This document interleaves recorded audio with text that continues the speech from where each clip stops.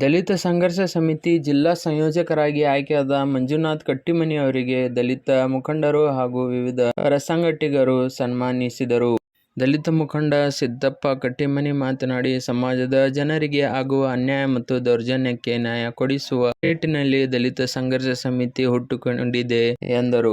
ಸಮಾಜದಲ್ಲಿ ಇರತಕ್ಕಂಥ ದೌರ್ಜನ್ಯ ಮತ್ತು ದಬ್ಬಾಳಿಕೆ ವಿರುದ್ಧವಾಗಿ ಬಿ ಕೃಷ್ಣಪ್ಪನವರು ಒಂದು ನೇತೃತ್ವದಲ್ಲಿ, ಭದ್ರಾವತಿ ಕೃಷ್ಣಪ್ಪನವರು, ಬಿ ಕೃಷ್ಣಪ್ಪನವರ ನೇತೃತ್ವದಲ್ಲಿ ಕರ್ನಾಟಕ ದಲಿತ ಸಂಘರ್ಷ ಸಮಿತಿ ಸ್ಥಾಪನೆ ಆಯಿತು.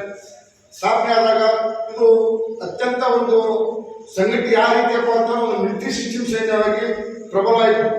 ಬರ್ಬರ್ತಾ 82, 2002ವರೆಗೆ ಈ ಸಂಘಟನೆ ತಂದೆದ ಒಂದು ಶಕ್ತಿ ಬೆಳೆದುಕೊಂಡು ದಲಿತರಿಗಾಗಲಿ ಇತರ ಸಮಾಜಕ್ಕಾಗಲಿ ಅನ್ಯಾಯ ಆಗಿತ್ತಂತಂದ್ರೆ ಶರಣ ನಿಂತು ಕಾನೂನು ಚೌಕಟ್ಟವಾಗಿ ಆ ಸಮಾಜಕ್ಕೆ ನ್ಯಾಯ ಕೊಡ್ತಕ್ಕಂಥ ವ್ಯವಸ್ಥೆ ಈ ಕರ್ನಾಟಕ ದಲಿತ ಸಂಘಟನೆ ಮಾಡ್ಕೊಂಡು ಬಂದಿತ್ತು. ಈಗಿನ ದಿನಮಾನದಲ್ಲಿ ಅನಿವಾರ್ಯ ಕಾರಣವಾಗಿ ಜನಸಂಖ್ಯೆ ಒಂದು ಬೆಳವಣಿಗೆ ಆಗಿರ್ಬೋದು ಅಥವಾ ನಾವೊಂದು ಅಧ್ಯಕ್ಷರಾಗೋದು ಒಂದು ಕಾರಣದಿಂದ ಆಗಿರೋದು ಅನೇಕ ಸಂಘಟನೆ ಆಗಿ ಚಿತ್ರ ಆಗ್ಯಾವ. ಆದ್ರೆ ಯಾವ ಸಂಘಟನೆ ಆದರೂ, ನೂರಾರು ಸಂಘಟನೆ ಆದರೂ ಬಾಬಾ ಸಾಹೇಬ್ ಅಂಬೇಡ್ಕರ್ ಅವರ ಒಂದು ಕಾನೂನು ಮುಖಾಂತರವಾಗಿ ನ್ಯಾಯ ಮುಖಾಂತರ ಹೊರಡ್ತಕ್ಕಂಥ ಸಂಘಟನೆ ಆಗ್ಯಾವ. ನಮ್ಮ ಡಿ.ಜಿ. ಸಾಗರ್ ಆಗಿರ್ಬೋದು, ಅನೇಕ ನಾಯಕರು ಈ ಸಂಘಟನೆ ಕಟ್ಟಕ್ಕೆ ತಮ್ಮ ಒಂದು ಅಗಲಿನ ಸೇವೆ ಸಲ್ಲಿಸಿದ್ದಾರೆ. ನಾವು ಮುಂದಿನ ತಾಲೂಕಿಗೆ ಹೇಳ್ಬೇಕಾದ್ರೆ ದಿವಂಗತರಾದಂಥ ಬಸವರಾಜ ನಾಗರಾಜ್, ಡಿ.ಪಿ. ಮುಂದೂರಾಗಿರ್ಬೋದು, ಇನ್ನು ಅನೇಕ ನಾಯಕರು, ಸಿ.ಜಿ. ವಿಜಯಕರ್ ಅವರು, ಇನ್ನು ಅನೇಕ ನಾಯಕರು ಈ ಸಂಘಟನೆ ಮಾಡಕ್ಕೆ ತಮ್ಮ ಒಂದು ತಲಮನ ದುಡಿದ್ರು. ಆದರೆ ಈಗ ಸಂಘಟನೆ ಅತ್ಯಂತ ಒಂದು ಮಹತ್ವವಾಗಿ ನಮ್ಮ ಮುದ್ರಾ ತಾಲೂಕಿನಲ್ಲಿ, ವಿಜಯಪುರ ಜಿಲ್ಲೆಯಲ್ಲಿ ಒಂದು ಹೆಸರುವಾದಂತಹ ದೇಶ ಸಂಘಟನೆ ಆಗಿದೆ. ಅನಿವಾರ್ಯ ಕಾರಣಕ್ಕಿಂತ ಅನೇಕ ಸಂಘಟನೆ ಆಗಿ ಬಾಬಾ ಸಾಹೇಬ್ ಅಂಬೇಡ್ಕರ್ ಅವರ ಒಂದು ವಿಚಾರ ಮುಖಾಂತರವಾಗಿ ಎಲ್ಲ ಸಂಘಟನೆ ಹೋಗ್ತಾವ. ಆದರೆ ಈ ಸಂಘಟನೆಯನ್ನು ಪ್ರಬಲವಾಗಿ ಕಟ್ಟಬೇಕಾಗ್ಯದ. ನಮ್ಮಲ್ಲಿ ಇರ್ತಕ್ಕಂಥ ವೈಷಮ್ಯ ಆಗಿರ್ಬೋದು, ನಮ್ಮಲ್ಲಿ ಇರ್ತಕ್ಕಂಥ ಒಂದು ಕೆಲವು ನ್ಯೂನತೆ ಸರಿಪಡಿಸಬೇಕು. ಸಮಾಜಕ್ಕಾಗಿ ನಾವು ಏನು ಮಾಡಿದ್ವಿ ಅನ್ನೋದು ಗೊತ್ತಿದ್ದು, ಸಮಾಜ ನಮಗೆ ಏನು ಮಾಡಿದ್ರು ಶುಚಿಗಾಗಿ ಕೇಳ್ತಕ್ಕಂಥ ಕರ್ತವ್ಯ. ಆದರೆ ಸಮಾಜಕ್ಕಾಗಿ ನಾವು ಏನು ಮಾಡಬೇಕಾಗ್ಯದ, ಸಮಾಜದಲ್ಲಿ ಎಂತ ಹೇಳುತ್ತದವ, ನಮ್ಮ ಸಮಾಜ ಎಲ್ಲಿ ಬಂದದ, ನಮ್ಮ ಸಮಾಜದ ಮಕ್ಕಳು ಶಿಕ್ಷಣ ಕಲ್ತಿರಲಿಲ್ಲ, ನೌಕರಿ ಆಗಿರಲಿಲ್ಲ, ಅದು ಭಾವನೆ ಕಲಿಸಬೇಕು. ಯಾಕಂತಂದ್ರೆ ಇವತ್ತು ಸಮಾಜದಲ್ಲಿ ನಮ್ಮ ಪರಿಶಿಷ್ಟ ಜಾತಿಯಲ್ಲಿ, ಪರಿಶಿಷ್ಟ ಪಂಗಡದಲ್ಲಿ ಅವಾಗ 45%, 50% ಮಾಡಿದ್ರೆ ನೌಕರಿ ಸಿಗ್ತದೆ. ಇವತ್ತು ಸುಮಾರು 95, 98, 97 ಮಾಡಿದ್ರು ಕಾಂಪಿಟೇಷನ್. ಯಾಕಂದ್ರೆ ಮಕ್ಕಳು ಶಿಕ್ಷಣವಂತರಾಗಿ ಒಳಗೆ ಶಿಕ್ಷಣವಂತರಿಗೆ ಏನು ಸಿಗಲ್ಲ, ಅಷ್ಟೇ ಸಂಘಟನೆ ಹೊರಗಾಗುತ್ತದೆ. ಅದಕ್ಕೋಸ್ಕರ ಅವರಿಗೆ ದಯಮಾಡಿ ಯುವ ನಾಯಕರಾದ ಮಂಜಪ್ಪ ಕಟ್ಟಿಮನಿಯವರು ಇವತ್ತು ರಾಜ್ಯದವರು ಜಿಲ್ಲಾ ಸಂಯೋಜಕರ ಆಯ್ಕೆ ಮಾಡಿದ್ದಾರೆ. ಮುದ್ರಾ ತಾಲೂಕು ಆಗಿರ್ಬೋದು, ಇಂಡಿ, ಸಿಂದಗಿ, ಬಸವನ ಬಾಗೇವಾಡಿ, ಈಗ 5 ತಾಲೂಕು ಮತ್ತು ಇನ್ನೊಂದು 3 12 ತಾಲೂಕಿನಲ್ಲಿ, ಪ್ರತಿಯೊಂದು ತಾಲೂಕಿನಲ್ಲಿ ಸುಮಾರು ಒಳ್ಳೆಯ ಒಂದು ಸಂಘಟನೆ ಮಾಡಿಕೊಂಡು ಜಿಲ್ಲೆಯಲ್ಲಿ, ರಾಜ್ಯದಲ್ಲಿ ಮಾದರಿ ಒಂದು ಸಂಘಟನೆ ಆಗಬೇಕು. ಮಂಜಪ್ಪ ಕಟ್ಟಿಮನಿ ನೇತೃತ್ವದಲ್ಲಿ ಕೇಳಿಕೊಂಡು ಇವತ್ತು ಇನ್ನೂ ಅನೇಕ ನಮ್ಮ ಸಮಾಜದಲ್ಲಿ ಯುವಕರಿದ್ದಾರೆ, ಅತ್ಯಂತ ಉತ್ಸಾಹ ಯುವಕರಿದ್ದಾರೆ. ಮಾಡಬೇಕು, ಮುಟ್ಟಬೇಕಂತೆಲ್ಲ ಆಸೆ.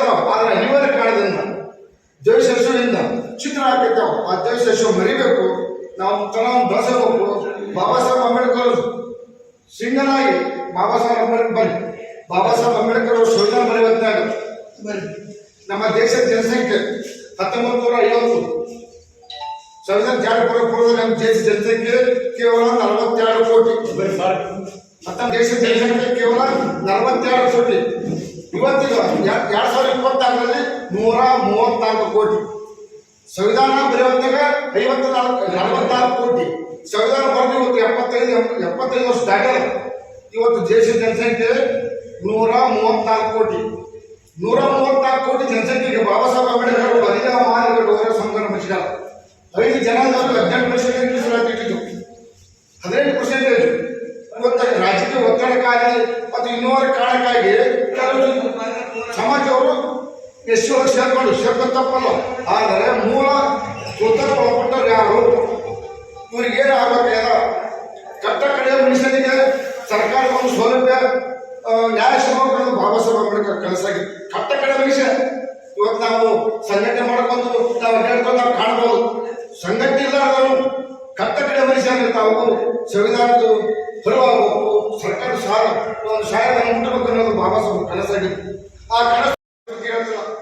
ಮುಂತಾದ ತಾಲೂಕಿನಾಗ ನಮ್ಮ ಜನಾಂಗ ಸುಮಾರು SC ಅನ್ನೋ ಪರಿಶಿಷ್ಟ ಜಾತಿ ಪರಿಶಿಷ್ಟ ಪಂಗಡದವರು ಸುಮಾರು 45,000 ಮತದಾರರಿಂದ 40,000 ಮತದಾರೊಳಗೆ ಅವ್ರು ಮಾಡ್ಕೊಂಡಿರೋದು 1 ಲಕ್ಷ ಜನಸಂಖ್ಯೆ. ನಾವು ತಾಲೂಕಿನ ನಮ್ಮ ತಾಲೂಕು ಜನಸಂಖ್ಯೆ ಮತದಾರ ಇರೋದು 2.5 ಕೋಟಿ ಜನಸಂಖ್ಯೆ, 2 ಲಕ್ಷ ಜನಸಂಖ್ಯೆ ಅದ.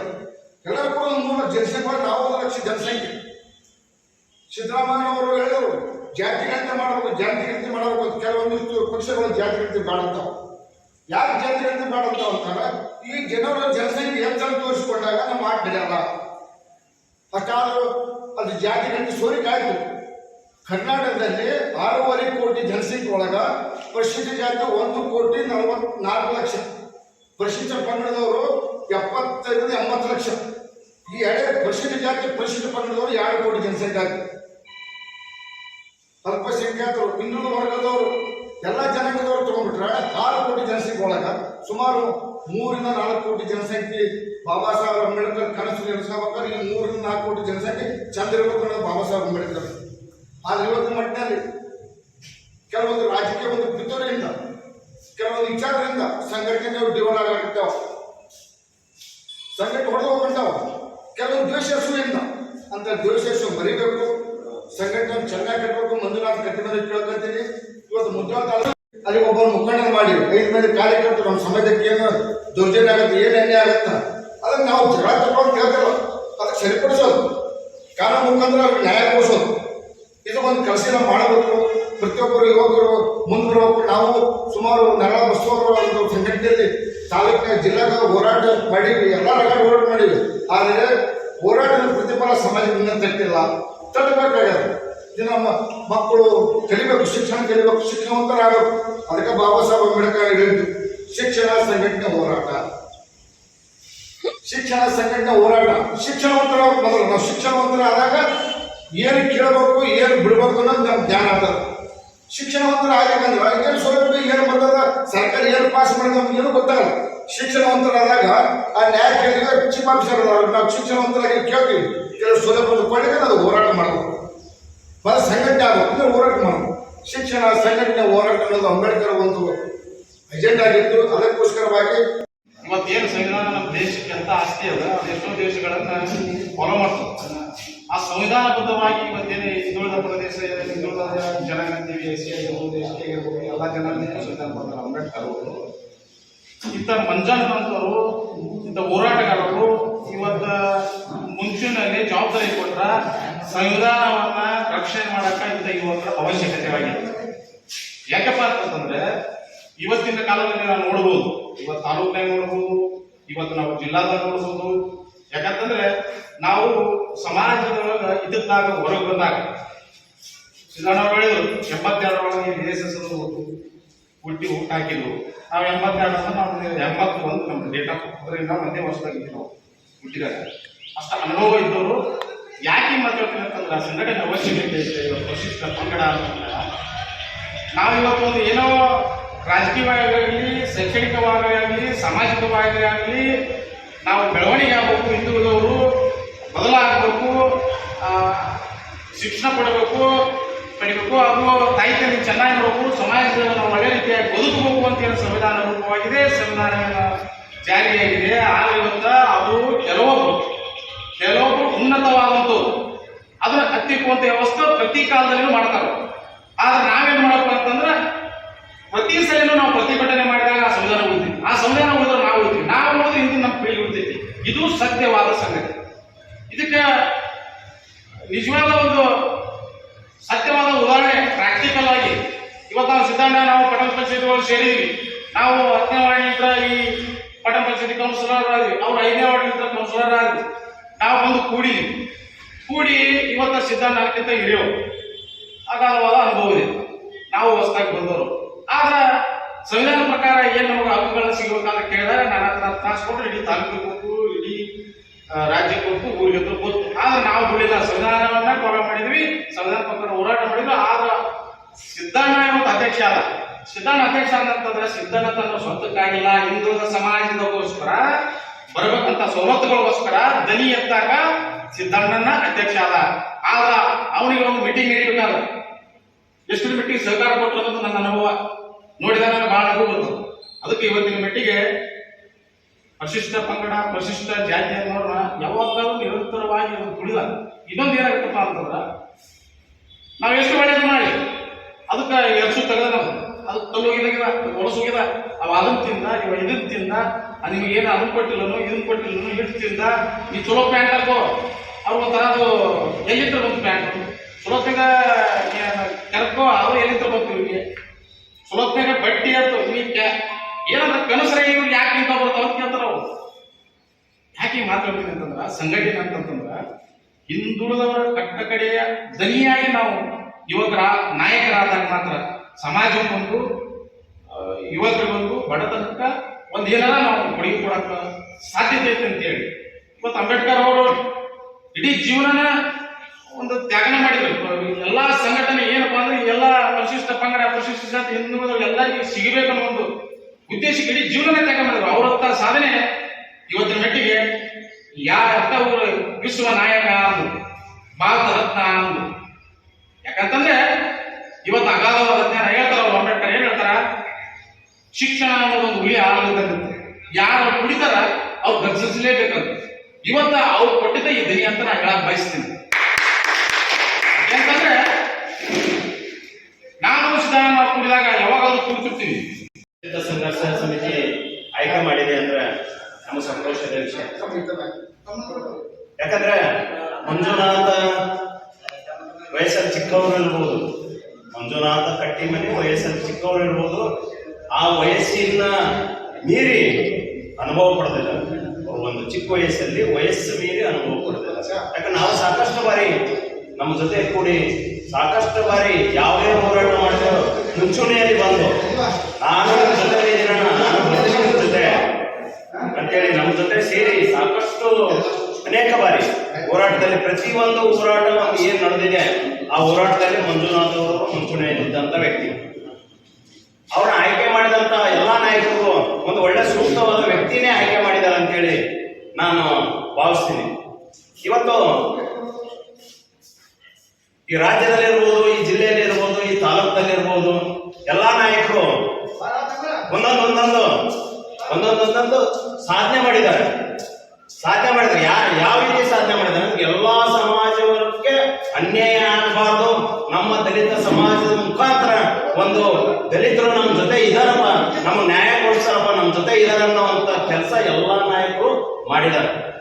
ಒಂದು ಅಧಿಕಾರಿಗಳಿಗಾಗಿರ್ಬೋದು, ಒಂದು ಎಲ್ಲಾ ಸಮಾಜ, ಇವತ್ತು ಆ ಸಮಾಜ ಈ ಸಮಾಜ ಅಂತ ಹೇಳುವಂತ ಇದಿಲ್ಲ.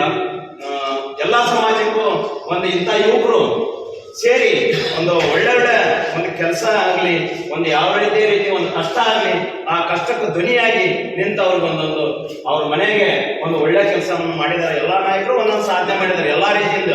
ಬಾಬಾ ಸಾಹೇಬ್ ಅಂಬೇಡ್ಕರ್ ಹಾಕಿಕೊಟ್ಟ ಮಾರ್ಗದರ್ಶನದಲ್ಲಿ ಇನ್ನೂ ಬಾಬಾ ಸಾಹೇಬರ ಮಾರ್ಗದರ್ಶನ ನಾವು 10 ಪೈಸೆ ಕಲ್ತಲ್ಲ. ಇಷ್ಟು ನಾವು ಈಗೇನು ಸ್ವತಂತ್ರ ಬಂದು ಎಷ್ಟು ಸಂವಿಧಾನ ಬಂದು ಎಷ್ಟು ವರ್ಷ ಆಯ್ತಂದ್ರೆ ಆ ಒಂದು ಸಂವಿಧಾನದ ಅಡಿಯಲ್ಲಿ ನೀನು 10 ಪೈಸೆ ನಾವು ತಿಳ್ಕೊಂಡಿಲ್ಲ. ನಾವೇನಾಗತ್ತಿದ್ದೀವಿ ಅಂದ್ರೆ ಈಗ ಕಷ್ಟ ನಮ್ಮ ಸಮಾಜದಲ್ಲಿ ಕಷ್ಟ ಬಂದದ ಅಂತ ಹೇಳ್ಬಿಟ್ಟು ನಮ್ಮನ್ನು ಬಂದು ಅಣ್ಣ ಹಿಂಗಾಗಿದೆ, ಅಪ್ಪ ಹಿಂಗಾಗಿದೆ, ನಾಯಕ ಹಿಂಗಾಗಿದೆ, ಅಧ್ಯಕ್ಷ ಹಿಂಗಾಗಿದೆ ಅಂತ ನಮ್ಮನ್ನು ಕರೀತಾರೆ. ಅದನ್ನ ಬಳಸ್ಕೊಂತಾರೆ. ಬಳಸ್ಕೊಂಡ ಕೂಡಲೇ ಮುಂದೆ ಹೋದ್ರು ಆ ನಾಯಕ ಮೇಲೆ ಅವನ ಹೇಳ್ಬಿಡಪ್ಪ ದುಡ್ಡಿನ ನಿಂತಾನ. ನಮ್ಮನ್ನು ಕರ್ಕೊಂಡು ಹೋಗಿ ಮುಂದ್ ಬಿಡೋರು ಅವ್ರೆ, ನಾಯಕರು ಕರ್ಕೊಂಡು ಹೋಗಿ ಮುಂದ್ ಬಿಡೋರು ಅವ್ರೆ, ಅಲ್ಲಿ ಮಾತಾಡಪ್ಪ ಬಿಡೋರು ಅವ್ರೆ.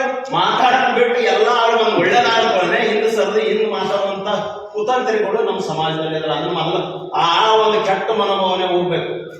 ನಮ್ಮ ಸಮಾಜದಲ್ಲಿ ಏನಿದೆ, ನಾವು ದಲಿತರಾಗಿರ್ಬೋದು, ಹಿಂದುಳಿದ ವರ್ಗರಾಗಿರ್ಬೋದು, ಅಲ್ಪಸಂಖ್ಯಾತರಾಗಿರ್ಬೋದು, ನಾವೆಲ್ಲರೂ ತುಳಿತಕ್ಕೊಳಗಾದವ್ರೆ. ನಾವು ಎಲ್ಲರೂ ತುಳಿತಕ್ಕೊಳಗಾದವ್ರೆ. ಬಾಬಾ ಸಾಹೇಬ್ ಅಂಬೇಡ್ಕರ್ ಸಂವಿಧಾನ ಬರೀದೇ ಇದ್ರೆ ನಮ್ಮ ಪರಿಸ್ಥಿತಿ ಹೆಂಗಿತ್ತೋ ಎಲ್ಲಿತ್ತೋ ನಾವಿಲ್ಲಿ ಕೂಡ್ತಿದ್ಯೋ ಇಲ್ಲ, ನಾವು ಬಟ್ಟೆನ ಹಾಕ್ತಿರ್ಲಿಲ್ಲ. ನಾವು ಬಟ್ಟೆ ತಿರ್ಗಾಡ್ತಿದ್ರೆ ಬಾರಿಗೆ ಕಟ್ಕೊಂಡು ಎಂಜಿ ಮುಡ್ತಾವ ಅಂತ ಹೇಳ್ಬಿಟ್ಟು ನಾವು ಉಗುಳಿದ್ರೆ ದಾರಿಯಲ್ಲಿ ಬಿಡ್ತಂದು ಚಿಪ್ ಕೊಡೋದು ಕಟ್ಕೊಂಡು ಇನ್ನೂ ಆ ಪರಿಸ್ಥಿತಿ ಇರ್ತದ.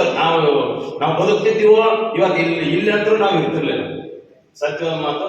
ಆ ಒಂದು ಪುಣ್ಯಾತ್ಮ ಈ ದೇಶದಲ್ಲಿ ಒಂದು ಮಾದರಿ ವ್ಯಕ್ತಿಯಾಗಿ ಒಂದು ಬಸವ ಬುದ್ಧ ಒಂದು ಆಶೀರ್ವಾದದಿಂದ, ಬಸವಣ್ಣನ ಆಶೀರ್ವಾದದಿಂದ ಬಾಬಾ ಸಾಹೇಬರು ಹುಟ್ಟಿ ನಮ್ಮ ಒಂದು ಹಿಂದುಳಿದ ವರ್ಗ ಏನಿದೆ, ದಲಿತರು ಏನಿದ್ದೀವಿ, ಅಲ್ಪಸಂಖ್ಯಾತರು ಏನಿದೆ, ನೀವು ಮುಂದೆ ಬನ್ನಿ, ನೀವು ಮೇಲೆ ಬನ್ನಿ ಅಂತ ಹೇಳ್ತಕ್ಕಂಥ ಒಂದು ಶಕ್ತಿ ಕೊಟ್ಟಂತ ವ್ಯಕ್ತಿ ಯಾರಂದ್ರೆ ಬಾಬಾ ಸಾಹೇಬ್ ಅಂಬೇಡ್ಕರ್.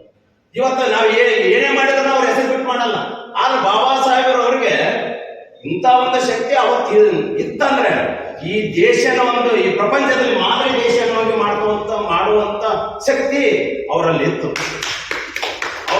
ಈ ಪ್ರಪಂಚದಲ್ಲಿ ನಾವೇನಾದ್ರೂ ಇದು ಜಾಸ್ತಿ ಜನ ಬೇಡ, ಸವರ್ಣ ಏನಂದ್ರೆ ನಮ್ಗೆ ಯಾವುದು ಇವತ್ತು ಕೊಡೋದಿಲ್ಲ, ಹಿಂದೂ ಕೊಟ್ಟಿಲ್ಲ. ಅಂತ ಒಂದು ಶಕ್ತಿ ಬಾಬಾ ಸಾಹೇಬ್ರವ್ರಿಗೆ ನಾವು ದಲಿತರಿದ್ದೀವಿ, ಅಲ್ಪಸಂಖ್ಯಾತರಿದ್ದೀವಿ, ಹಿಂದುಳಿದರಿದ್ದೀವಿ, ನಾವೇ ಎಲ್ಲರೂ ಒಂದು ಶಕ್ತಿಯಾಗಿ ನಿಂತಿದ್ದರೆ ಈ ದೇಶ, ಈ ಪ್ರಪಂಚದಲ್ಲಿ ಭಾರತ ದೇಶ ಒಂದು ರತ್ನವಾಗಿ ಎಲ್ಲಾ ರೀತಿಯಿಂದ ಮೊದಲನೇ ಸ್ಥಾನದಲ್ಲಿ ಇರ್ತದೆ ಅಂತ ಹೇಳಿ ನಾವು ಭಾವಿಸ್ತೀವಿ. ಯಾಕಂದ್ರೆ ಅವ್ರ ವಿಚಾರಗಳು ಹಂಗಿತ್ತು, ಬಾಬಾ ಸಾಹೇಬ್ರ ವಿಚಾರಗಳು ಹಂಗಿತ್ತು. ಆ ರೀತಿ ಇವತ್ತು ಅವ್ರ ವಿಚಾರ ಹೇಳ್ಕೊಂಡೆ ನಾವು ಮುಂದೆ ಹೋಗಿ ಒಂದಂತ ವ್ಯಕ್ತಿಗಳಿಗೆ ಒಂದು ನೆಲೆ ಮಾಡುವಂತ ಕೆಲಸವನ್ನು ಮಾಡೋದಕ್ಕೆ ಒಂದೊಂದು ವ್ಯಕ್ತಿಗಳನ್ನು ಆಯ್ಕೆ ಮಾಡ್ತಿದ್ದಾರೆ ಸಮಾಜದಲ್ಲಿ. ಎಲ್ಲ ಸಮಾಜದಲ್ಲಿ ಎಲ್ಲರೂ ನಾಯಕರಿದ್ದಾರೆ. ಆದ್ರೆ ಎಲ್ಲಾ ನಾಯಕರು ಒಂದೊಂದು ಸಾಧನೆ ಮಾಡಿದ್ದಾರೆ. ಆ ಸಾಧನೆಯನ್ನು ಮಾಡುವಂತ ಶಕ್ತಿನೂ ಈಗ ಮಂಜುನಾಥ್ ಅವರಲ್ಲಿದೆ. ಜಿಲ್ಲಾ ಸಂಯೋಜಕರಾಗಿ ನನ್ನನ್ನು ರಾಜ್ಯ ಸಮಿತಿಯವರು ಆಯ್ಕೆ ಮಾಡಿದ್ದಾರೆ. ಆ ಉದ್ದೇಶದಿಂದ ಇಲ್ಲಿ ಹಿರಿಯ ನಾಗರಿಕರು ನನಗೆ ಸನ್ಮಾನಿಸಿ ಗೌರವಿಸಿದ್ದಾರೆ. ಅದಕ್ಕೆ ಎಲ್ಲರಿಗೂ ಮತ್ತೊಮ್ಮೆ ಧನ್ಯವಾದಗಳನ್ನು ತಿಳಿಸುತ್ತೇನೆ. ಇಲ್ಲಿ ದಲಿತ ಸಂಘರ್ಷ ಸಮಿತಿ ಹಿರಿಯ ಹೋರಾಟಗಾರರಿಗೆ ವಯಸ್ಸಾದಷ್ಟು ಅವ್ರಿಗೆ ಅನುಭವ ಆದಷ್ಟು ನಮ್ಮ ವಯಸ್ಸಾಗಿಲ್ಲ. ನಿಮ್ಮೆಲ್ಲರ ಪ್ರೀತಿ, ವಿಶ್ವಾಸ, ಮಾರ್ಗದರ್ಶನ ಹೀಗೆ ಇರಲಿ. ನಿಮ್ಮ ಮಾರ್ಗದರ್ಶನದಲ್ಲಿ ನಾನು ಸಂಘಟನೆಯಲ್ಲಿ ಮುಂದಿನ ಕೆಲಸ ಮಾಡ್ತಕ್ಕಂಥದ್ದು ಕೇಳ್ಕೊಳ್ತೇನೆ. ಅವರಿಗೆ ಧನ್ಯವಾದಗಳು.